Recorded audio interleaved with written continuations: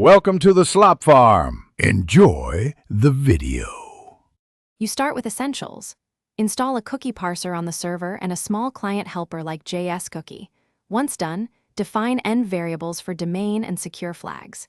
You choose whether cookies are server set or client set, because HTTP-only cookies prevent XSS access, while client cookies allow quick UI reads.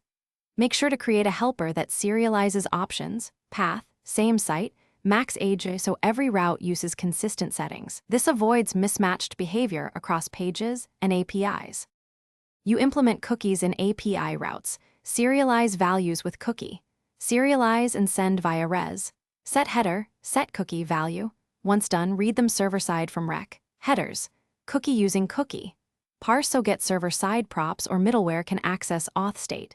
Make sure to set HTTP only and secure for tokens, but use JS cookie on the client when you need to read or set non-sensitive flags. Also, keep cookie names consistent across server and client to prevent synchronization bugs. You finish by centralizing cookie logic. Create middleware to validate sessions and refresh tokens. Once done, enforce size limits and order so proxies won't truncate headers. Make sure same site and secure match your deployment. Same site equals none and secure are required for cross-site context over HTTPS.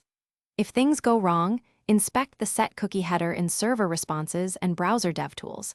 This reveals mismatched attributes, domain issues, or cookie blocking by browser policies, and it points you directly to the fix. Thanks for watching. Consider subscribing if we helped you today.